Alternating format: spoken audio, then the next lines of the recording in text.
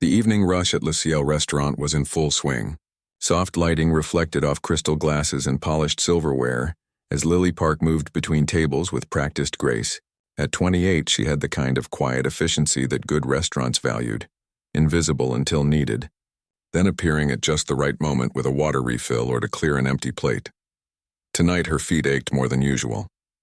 She'd picked up an extra lunch shift to help cover her grandmother's latest medical bills. The fancy French restaurant paid well, especially in tips. If you could handle the demanding clientele without letting your smile slip. Table 12 needs more bread, whispered Miguel, one of the other servers, as they passed each other near the kitchen. Lily nodded, adjusting her black apron and quickly checking her reflection in the polished surface of a serving tray. Her dark hair was still neatly pulled back, though a few strands had escaped during the busy dinner service. She tucked them behind her ears and straightened her shoulders before picking up a basket of warm bread. As she made her way across the dining room, her eyes drifted toward the baby grand piano in the corner. It sat silent tonight. Tuesday was not one of their live music evenings. Sometimes when the restaurant was empty during afternoon prep, Lily would look at it and remember different times. Different possibilities. Excuse me, miss? We've been waiting for our wine for 15 minutes. The sharp voice pulled Lily back to reality. She turned to the couple at table 9 with an apologetic smile. I'm so sorry. I'll check on that right away.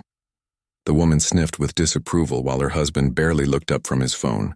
Lily made a mental note to bring them a complimentary appetizer. It usually smoothed over these small delays. That was how the job worked.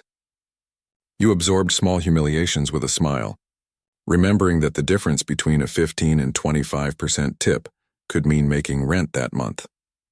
She had just delivered the bread to table 12 when the front doors opened, and a chill seemed to sweep through the restaurant that had nothing to do with the evening air outside. Robert Kingston walked in, surrounded by 4 men in expensive suits, all radiating the unmistakable confidence of people who never worried about price tags. At 48, Kingston had the trim physique of someone who paid others to keep him healthy. Personal trainers, nutritionists, doctors who made house calls. His salt and pepper hair was perfectly cut. His watch alone probably worth more than what Lily made in a year. The hostess, Diane, practically tripped over herself escorting them to the best table in the house, the corner spot with a view of both the city skyline and the rest of the dining room. Kingston's here, Miguel muttered as he passed Lily again. God help whoever gets his table, but Lily already knew it would be her section. The restaurant manager, Mr. Petrov, was making his way toward her with the strained smile he wore when dealing with VIPs. Lily, he said quietly, Mr. Kingston and his associates will be in your section. They're celebrating a business acquisition. He's one of our most valued clients. What Mr. Petrov didn't say, but what everyone knew, was that Robert Kingston had made his billions in tech investments and had a reputation for being ruthlessly demanding. Stories circulated about servers he'd gotten fired for minor mistakes, about restaurants he'd blacklisted because they couldn't accommodate his last-minute requests for private rooms. Of course, Lily replied. I'll take good care of them. Mr. Petrov nodded, relieved. Mr. Kingston usually orders the 2010 Chateau Margaux. Make sure we have 2 bottles chilled. As Lily headed to the wine cellar, she took a deep breath. Tips from tables like Kingston's could be exceptionally generous or non-existent, depending entirely on his mood. Tonight, with her grandmother's medication needing a refill, she hoped for the former. The first 20 minutes went smoothly. Kingston ordered the expected wine without even looking at the list.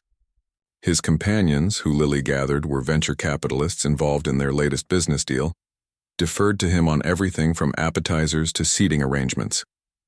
One of them, a younger man with kind eyes that seemed out of place in the group, actually said please when ordering, which was refreshingly unusual for tables of their caliber. It happened during the main course service. Lily was carefully setting down a plate of seared sea bass when Kingston shifted suddenly to emphasize a point to his colleagues, bumping her arm.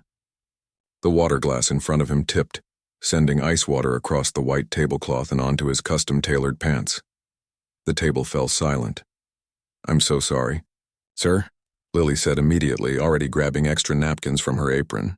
Let me clean that right away. Kingston looked at her as if she were something unpleasant he'd found on the bottom of his Italian leather shoes. Do you have any idea what these pants cost? I apologize, sir. It was an accident, Lily said, keeping her voice steady as she mopped up the spill. She could feel other diners watching, could sense Mr. Petrov hovering nearby, likely calculating the cost of comping the entire table's meal. An accident, Kingston repeated, his voice carrying enough to draw more attention. Interesting how these accidents only happen with incompetent staff. The younger man in the group looked uncomfortable. Robert, it wasn't her fault. You moved suddenly. Thomas, when I want your opinion on service staff, I'll ask for it. Kingston cut him off without taking his cold gaze from Lily. She continued cleaning efficiently, her face burning but her movements professional. Kingston watched her and something in his expression changed, not softening, but shifting to a different kind of interest as his eyes followed her repeated glances toward the piano in the corner.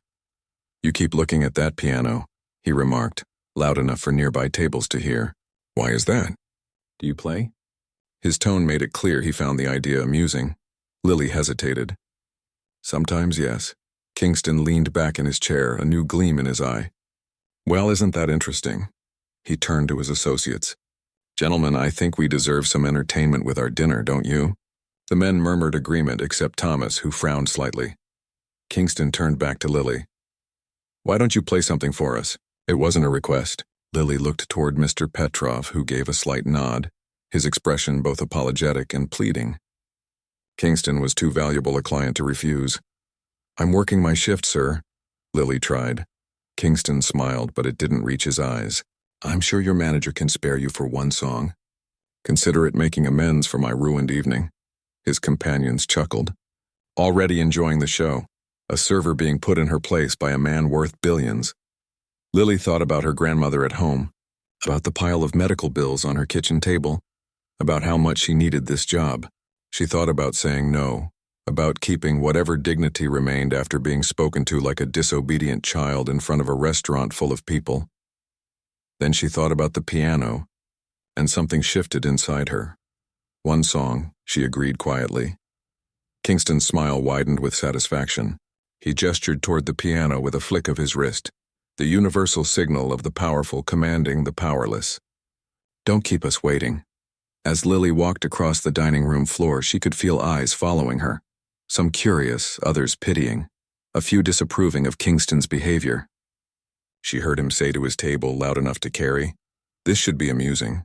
$10 says she can barely play chopsticks." More laughter from his companions. The piano bench was cool beneath her as she sat down. The restaurant had fallen unusually quiet. The normal dinner conversations hushed as people watched the drama unfold. Lily placed her hands on the keys, feeling their smooth, familiar weight. She closed her eyes for a moment, remembering.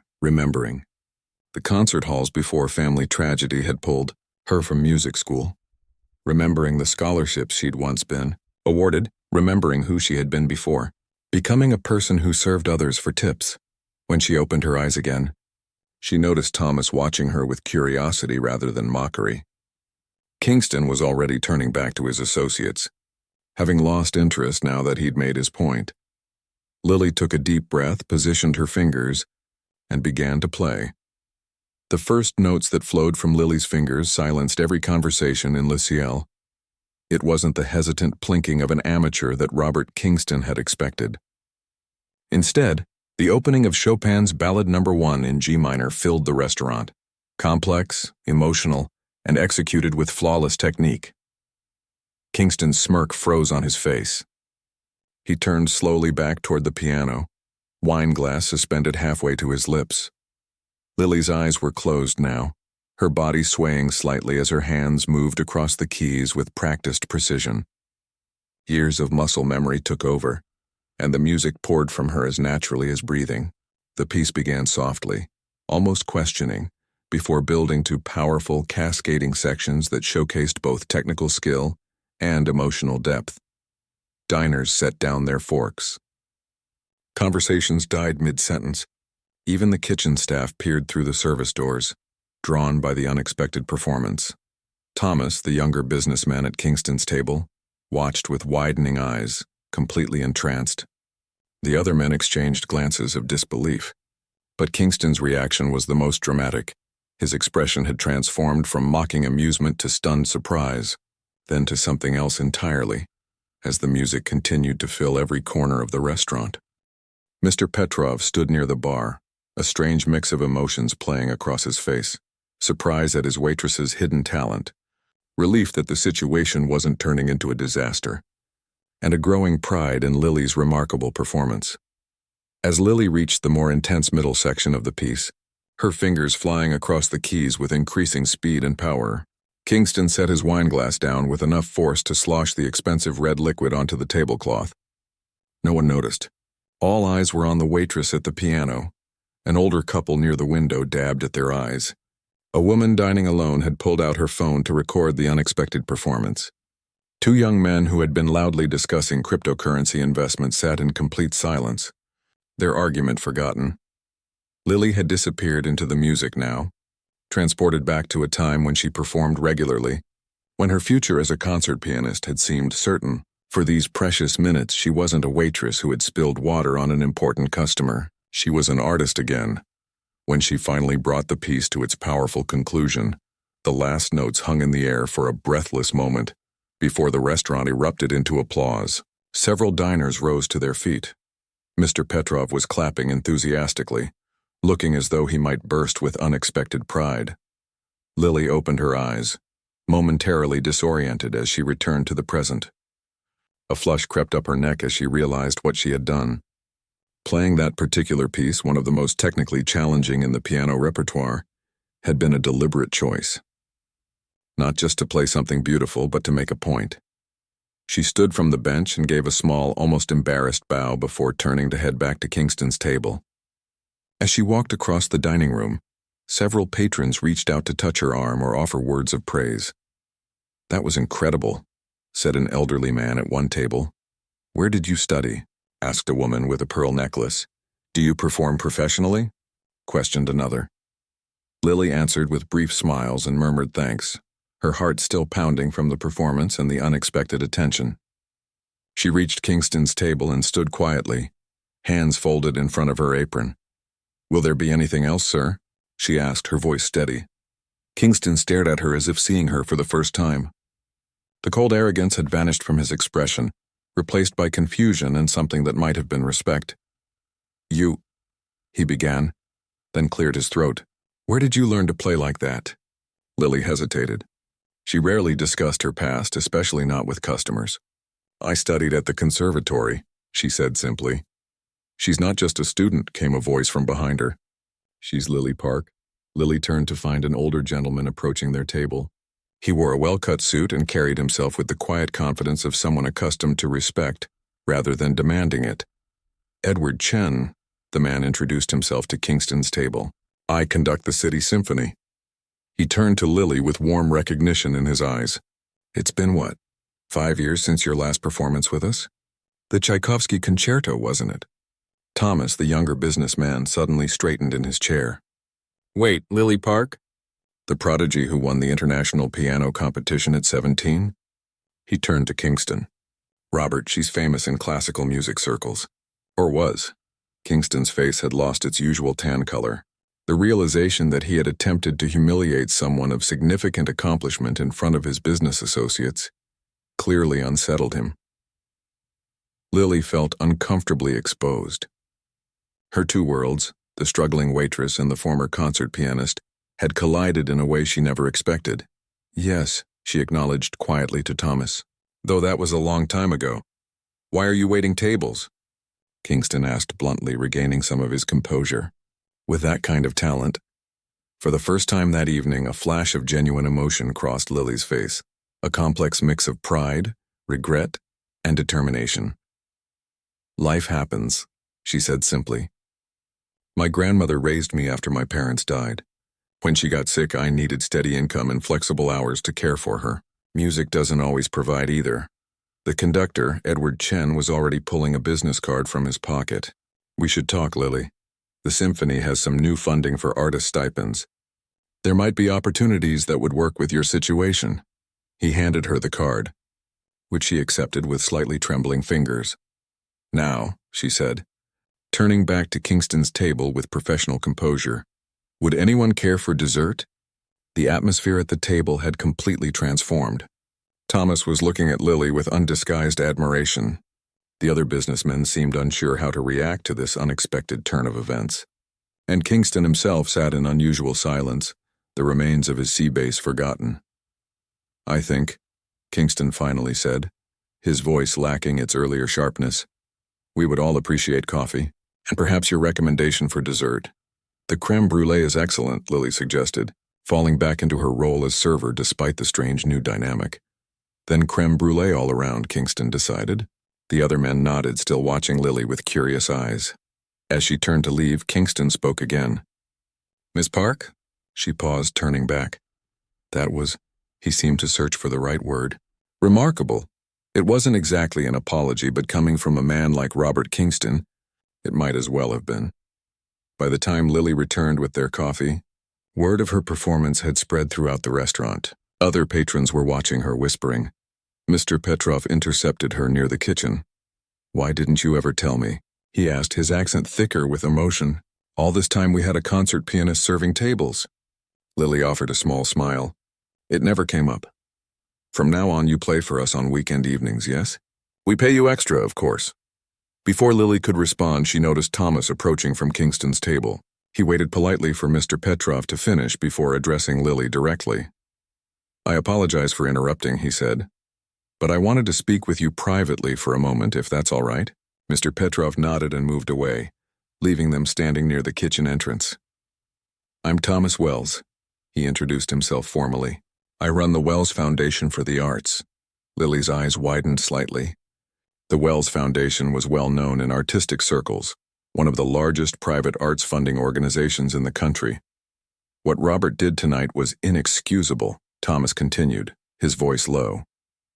"But I'm almost glad it happened, because otherwise I might never have heard you play."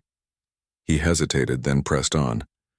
"Your grandmother's medical bills, that's why you left performing?" Lily nodded, surprised by his directness.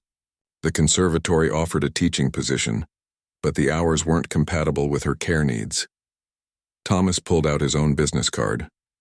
"The foundation has a healthcare program for exceptional artists facing hardships. We created it specifically for situations like yours."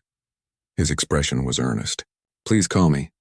We should talk about how we might help you return to music without compromising your grandmother's care." Lily accepted the second business card of the evening, feeling slightly dazed. "I should get back to the table," Thomas said with a small smile. "But I meant what I said. Please call." As he walked away, Lily slipped both cards into her apron pocket and took a steadying breath. In the span of 30 minutes, her carefully separated worlds had collided, and doors she thought permanently closed were suddenly standing ajar.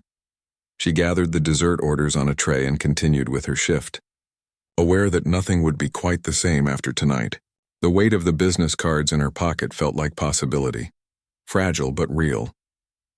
At the end of the evening, as Kingston's party prepared to leave, Lily brought their check.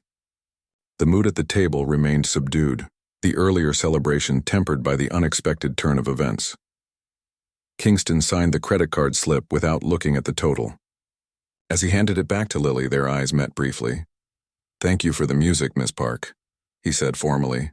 He hesitated, then added, "and for the lesson that came with it." The next morning, Lily sat at her small kitchen table, staring at the 2 business cards she'd received the night before. Sunlight streamed through the worn curtains, illuminating the modest apartment she shared with her grandmother. The gentle hum of the oxygen machine came from the bedroom, a constant reminder of why she'd put her music career on hold. She ran her finger over the embossed letters of Thomas Wells's card. The Wells Foundation for the Arts. It seemed too good to be true, a potential solution to the impossible choice she'd been facing for years. Pursue her passion or care for the woman who had raised her. "Who were you playing for last night?" Her grandmother's voice called from the doorway. Lily looked up to see Nana leaning against the doorframe.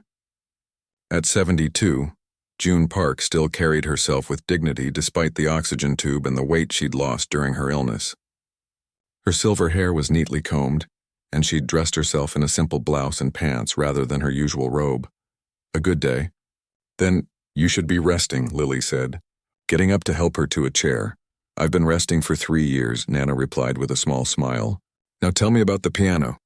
Miguel called this morning while you were in the shower." Said you gave quite a performance. Lily poured her grandmother a cup of tea before sitting back down. It wasn't planned. A customer was... She hesitated, not wanting to worry her grandmother. Miguel said he was a real piece of work. Some rich fellow trying to embarrass you? Nana's eyes were sharp despite her frail body. Lily sighed. Nothing stayed secret for long in restaurant circles. Robert Kingston, the tech billionaire, and I played Chopin's Ballade No. 1. A smile spread across her grandmother's face. The same piece you played for your conservatory audition. It wasn't a question. I wanted to show him. Lily trailed off. That he had no idea who he was dealing with. Nana finished for her. Satisfaction evident in her voice. Good girl. Lily pushed the business cards across the table. The conductor of the City Symphony was there, and one of Kingston's associates runs an arts foundation. Her grandmother picked up the cards, examining them carefully before looking back at Lily with a serious expression. Is this what you want? To go back? The question hung in the air between them. Lily had never complained. Not once in the 3 years since she'd left the conservatory and her promising career to care for her grandmother. But they both knew the truth. Music wasn't just something Lily did, it was who she was. I don't know if it's even possible, Lily said quietly. Your care is not your entire life, Nana interrupted firmly. I never wanted to be the reason you gave up your gift. You didn't give up on me when Mom and Dad died. You put your whole life on hold to raise me. That was different, and you know it.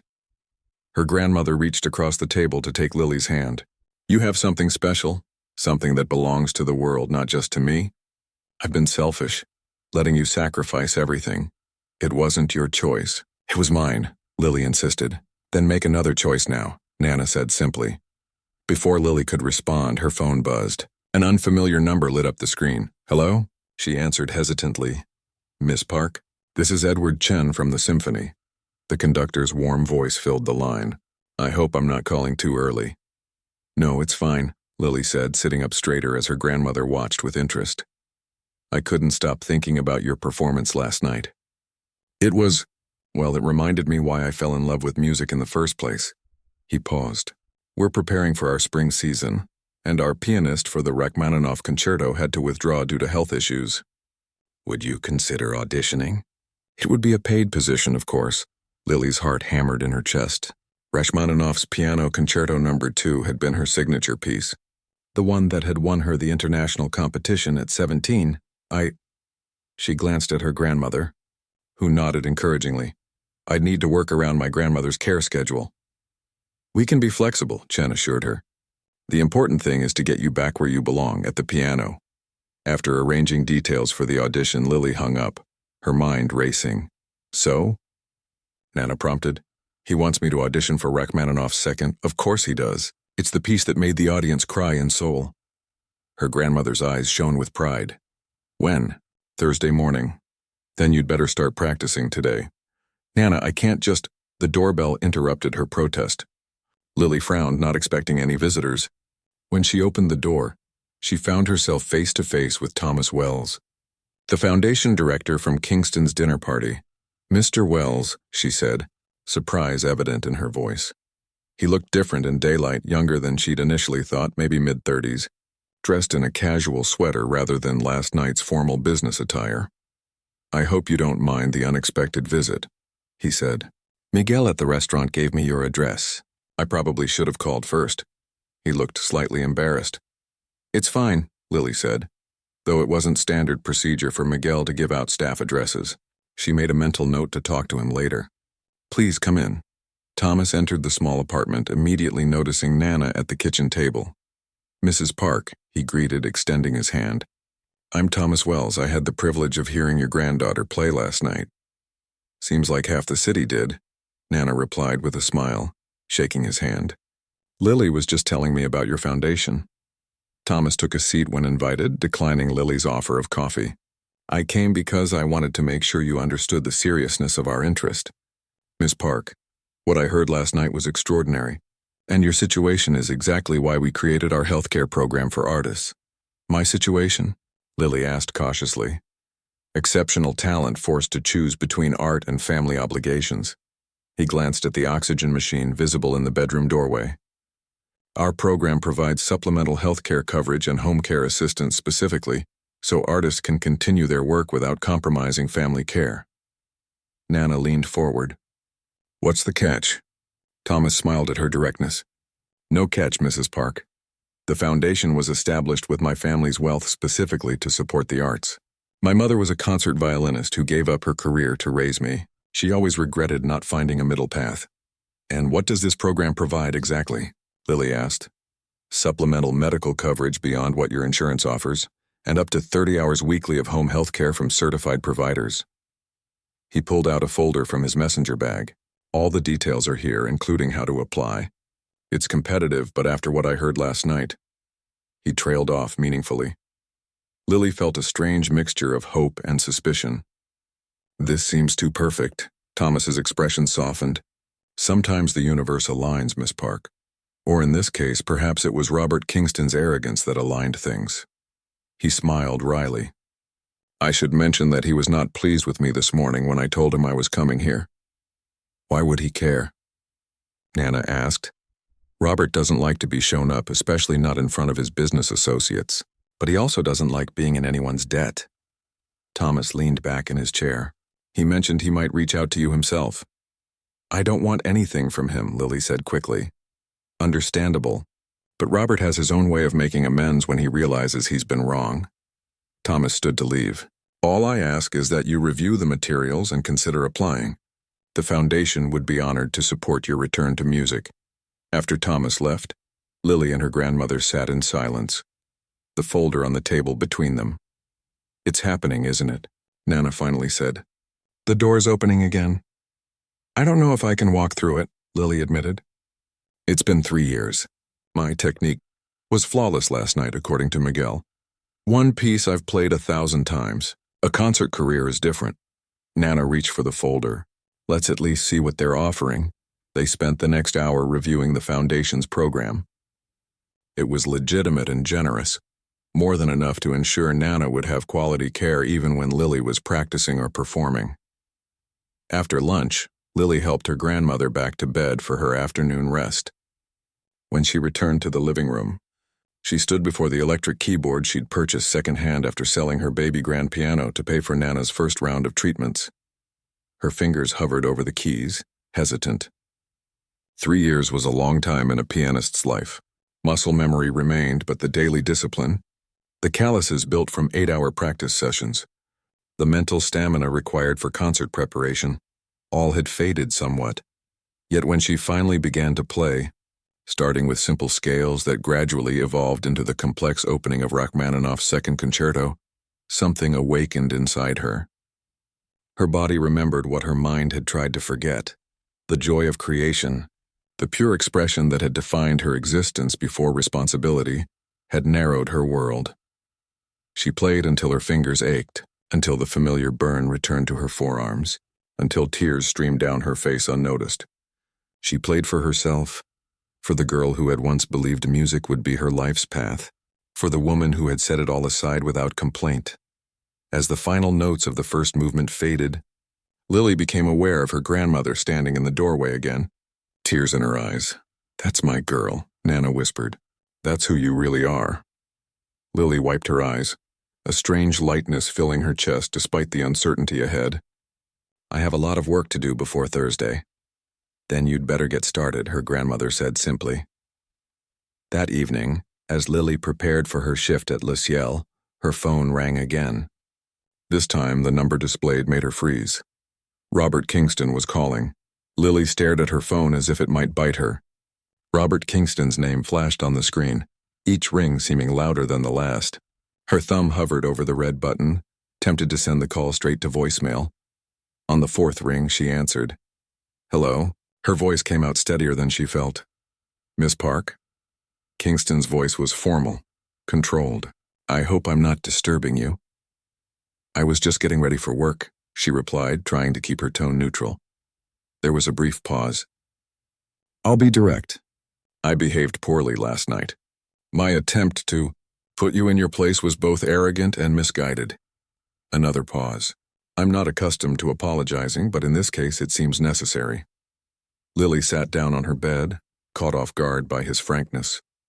Thank you for saying that, Mr. Kingston. Robert, he corrected.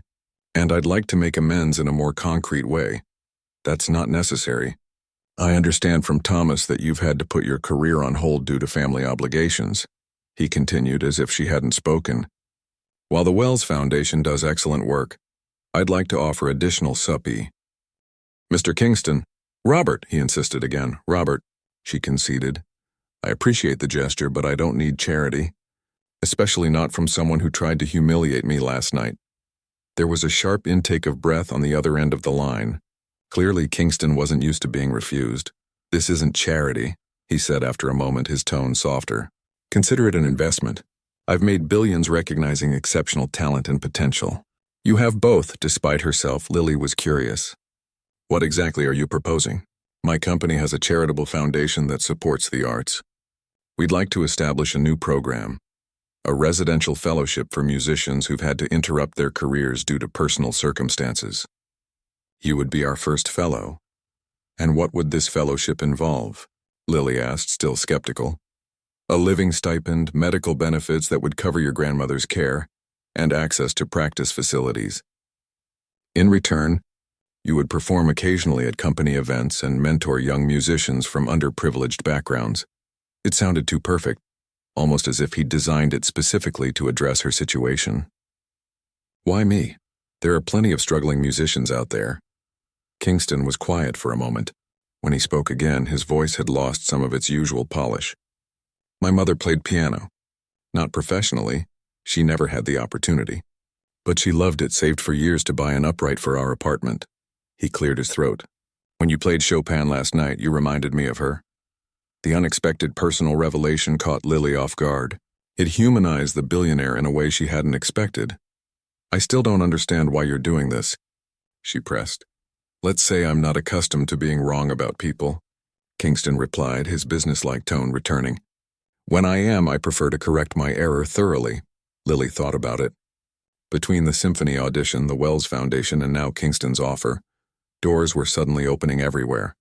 It seemed impossible that just 24 hours ago, her biggest concern had been making enough in tips to cover Nana's medication. I need time to think about it, she finally said. Of course, Thomas has the details if you're interested. Kingston hesitated, then added, regardless of your decision, I hope you'll return to performing. Talent like yours shouldn't be hidden away serving overpriced meals to people like me. After they hung up, Lily sat motionless on the edge of her bed. The conversation had left her feeling disoriented, as if her life had suddenly become someone else's. Who was that? Nana called from the living room. Lily joined her grandmother, who was working on a crossword puzzle by the window. Robert Kingston. Nana's pencil stopped mid-word. The man who tried to embarrass you? What did he want? To apologize. And to offer me a fellowship through his company foundation. Nana's eyebrows shot up. Well, well. Seems you made quite an impression. It feels strange, Lily admitted. Yesterday I was just a waitress, and today all these powerful people are suddenly interested in my music. You were never just a waitress, her grandmother corrected firmly. You were always Lily Park, the pianist who temporarily served food. Those words stayed with Lily as she arrived at Le Ciel for her evening shift. The restaurant felt different somehow, as if she were seeing it through new eyes, not as her workplace, but as a place she was passing through. There she is. Miguel called as she entered through the staff door. Our celebrity, several of her co-workers broke into applause. Lily blushed, unused to being the center of attention among the staff. Mr. Petrov emerged from his office beaming. Lily, just the person I wanted to see. Come, come. He ushered her into his small office and closed the door. I've had 17 calls today asking if the pianist will be performing tonight. His accent was more pronounced in his excitement. 17. Reservations are full for the next week. People asking specifically to sit near the piano. Lily shifted uncomfortably. Mr. Petrov, about last night, a triumph. He interrupted. I spoke with the owner this morning. We want to offer you a new position, restaurant pianist 3 nights a week. You keep your current salary plus tips from the piano tables. He named a figure that made Lily's eyes widen. What do you say? The offer was generous, more than she made waiting tables and with fewer hours. She could continue working while preparing for the symphony audition, with enough flexibility for Nana's care. Can I think about it? She asked. Mr. Petrov's smile dimmed slightly. Of course, of course. But not too long, yes? The customers, they are excited. As Lily began her shift, she noticed the difference immediately. Customers watched her with open curiosity. Several asked if she would be playing that evening. One older gentleman requested an autograph on his menu. Most surprising was how her fellow staff treated her. The same co-workers who had barely acknowledged her for 3 years now looked at her with new respect, even awe. It was as if her performance had transformed her in their eyes, from invisible server to someone worth noticing. During her break, Lily sat in the empty back dining room, trying to process everything that had happened. The restaurant's baby grand piano stood silent in the corner waiting. Not playing tonight? A familiar voice asked. Lily looked up to find Thomas Wells standing there, a takeout bag in hand. Just picking up dinner, he explained. Though I hoped I might catch you. Checking up on your investment? Lily asked, then immediately regretted her tone. I'm sorry. That was unfair, Thomas sat across from her. No, it was fair. And I'm not checking up, just following up. Robert called you? Lily nodded. He mentioned a fellowship. He's serious about it, Thomas confirmed. The paperwork is already being drawn up. Robert moves quickly when he wants something done. Why is he doing this? Really, Lily asked. Thomas considered the question. Robert doesn't handle being wrong very well.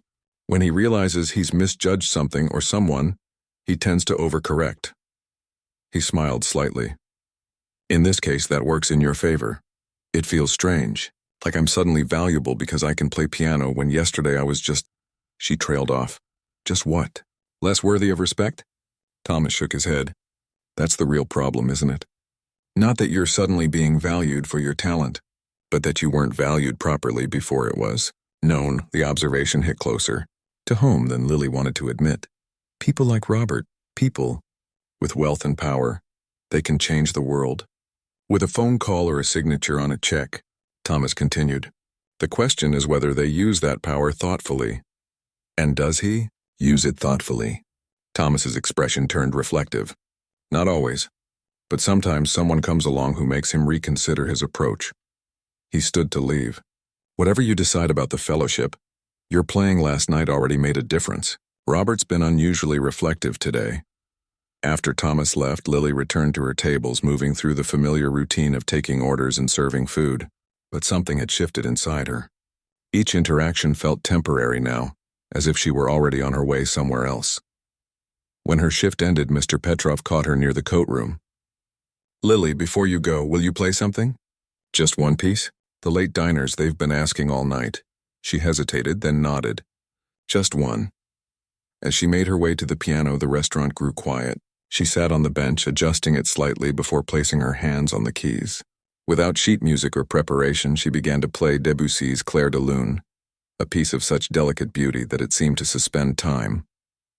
The gentle, flowing notes filled the restaurant, creating an atmosphere of tranquil reflection. Lily closed her eyes, letting the music wash through her, a quiet contrast to the dramatic Chopin she'd played the night before. This performance wasn't about proving anything to anyone. It was about remembering why she'd fallen in love with music in the first place, its power to touch something deep within the human spirit. When the final notes faded, she opened her eyes to find the restaurant in complete silence.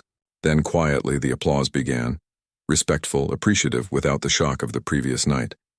An elderly woman approached the piano, her eyes moist. My dear, that was beautiful. My late husband and I danced to that at our wedding. Hearing you play it, she pressed a hand to her heart. Thank you for that gift. As Lily gathered her things to leave, she realized something important had changed. The memory of Kingston's attempt to humiliate her had lost its sting, replaced by something unexpected: gratitude. His arrogance had inadvertently reopened the door to her true calling. Tomorrow she would prepare for the symphony audition. Tomorrow she would carefully consider the offers before her. Tomorrow she would begin the journey back to who she was meant to be. But tonight, as she stepped out into the cool evening air, Lily Park was simply a pianist who had remembered her own worth. 3 months later, Lily stood backstage at the Grand Concert Hall, her heart pounding so hard she could feel it in her fingertips. The sounds of the orchestra tuning filtered through from the stage, a familiar chaos of notes that would soon transform into perfect harmony. 5 minutes. Miss Park, the stage manager said with a reassuring smile. Lily nodded, smoothing down the midnight blue gown she'd chosen for her debut performance with the City Symphony. The dress had been a gift from Nana, who had insisted on accompanying Lily to find the perfect outfit despite her health challenges. "You're going to be wonderful," a warm voice. Lily frowned, said behind her. Lily turned to find Edward Chen, the conductor, adjusting his bow tie. "I'm terrified," she admitted. "What if I've forgotten something? What if I freeze?" "You won't," he said simply. "The music is in you, Lily. It always has been. Just let it out." 3 months ago, such confidence would have seemed impossible, but so much had changed since that night at Le Ciel, when Robert Kingston had demanded she play the piano. The memory of her audition for the symphony still felt like a dream. She had played Rachmaninoff's Piano Concerto No. 2 from memory, her fingers remembering what her conscious mind feared it had forgotten. When she'd finished, Edward Chen had simply smiled and said, "Welcome home, Lily." The Wells Foundation had approved her application for their healthcare program, providing Nana with 25 hours of weekly home care from a kind nurse named Vivian. The extra support had made it possible for Lily to practice 4 hours daily without worrying about her grandmother being alone. Most surprisingly, Kingston's fellowship had become reality. Not only had his foundation established the program, but 5 other musicians with interrupted careers had already been selected for the next cohort. True to his word, Kingston had asked Lily to mentor young musicians from underserved communities once a month, an experience she found unexpectedly rewarding. She had kept her connection to Le Ciel as well, playing piano there every Friday evening for a much higher salary than she'd earned as a waitress. Mr. Petrov had installed a small plaque on the piano that read, "Home of Lily Park, concert pianist."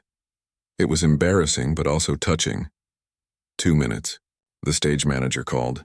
Lily took a deep breath and peeked through the curtain at the packed concert hall. In the front row, she spotted her grandmother in a new dress, sitting proudly despite the portable oxygen tank at her feet. Beside her was Thomas Wells, who had become a friend and advocate over the past months. And there, surprisingly, in the third row center, sat Robert Kingston. He had attended every one of her performances at Le Ciel, always sitting quietly at the back, always leaving a generous tip for the staff, but never approaching her directly again after their phone conversation.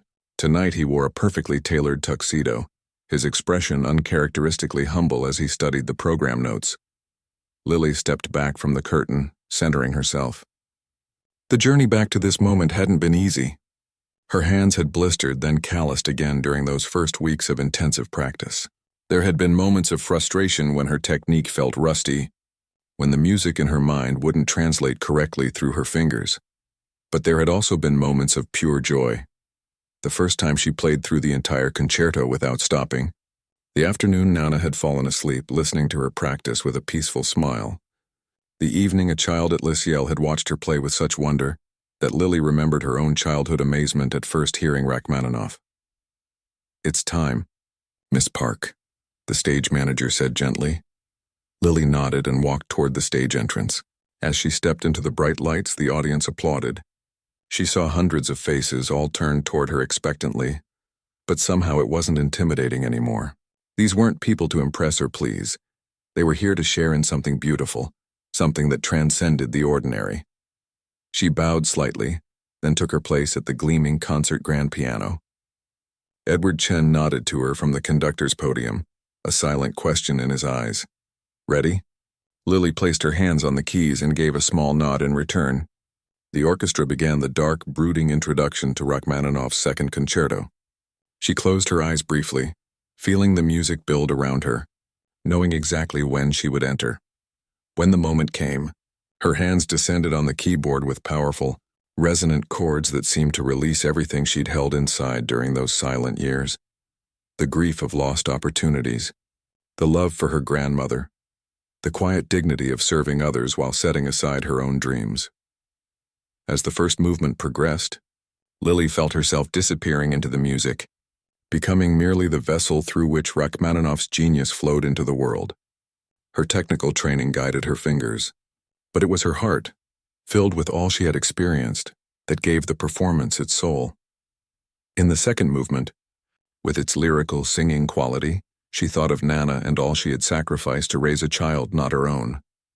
The tender melody seemed to tell their story, the hardship and the love intertwined.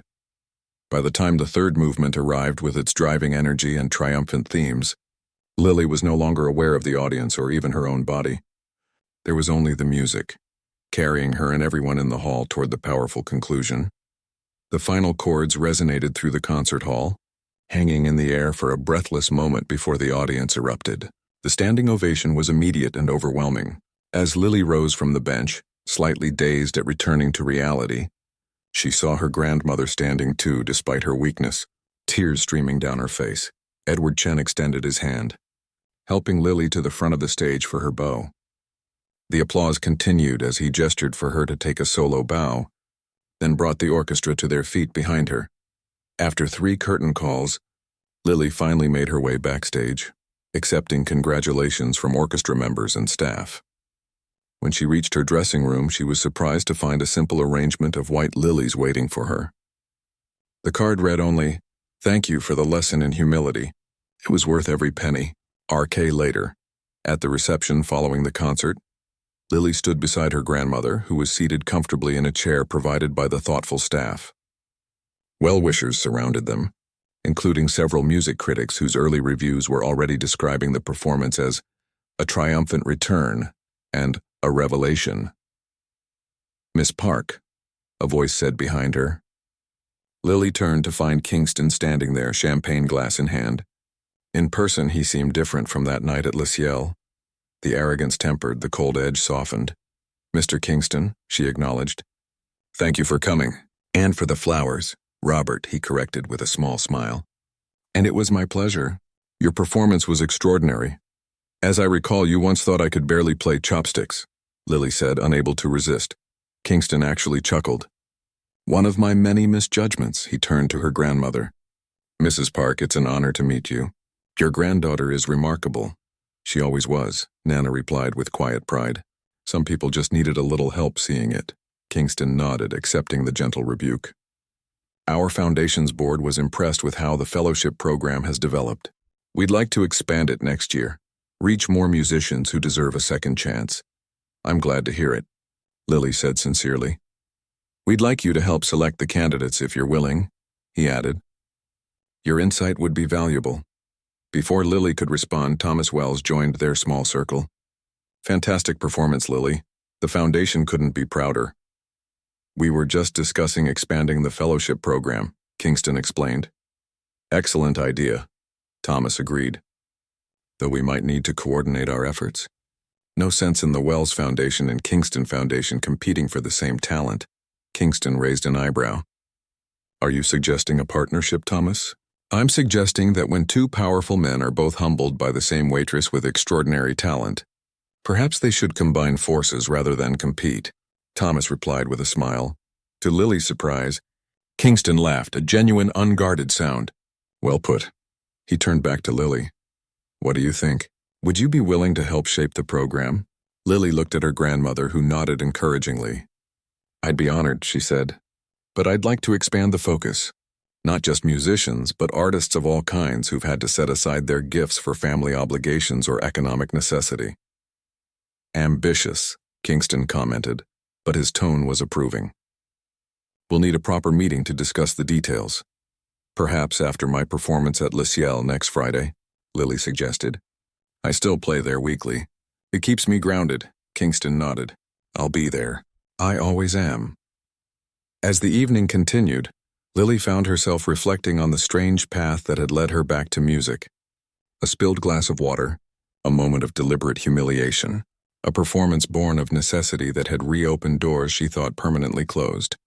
When it was time to leave, she helped her grandmother into their new car, a practical model she'd purchased after receiving her first symphony paycheck. As they drove home, Nana reached over to squeeze her hand. "Your parents would have been so proud tonight," she said softly. Lily smiled, feeling a sense of peace that had been absent for years. "I think they would have been proud even when I was just waiting tables," she replied. "But I'm glad to be playing again." "You never stopped being a pianist, Lily," her grandmother said. Not really. You just needed someone to remind you. As they pulled up to their apartment building, where they would stay until the renovations on their new, more accessible home were complete, Lily realized the truth in her grandmother's words. She had always been a pianist at heart, even when carrying trays and taking orders. The music had always been there, waiting for the right moment to re-emerge. And sometimes, Lily thought as she helped her grandmother from the car, the most beautiful symphonies begin with a single, unexpected note.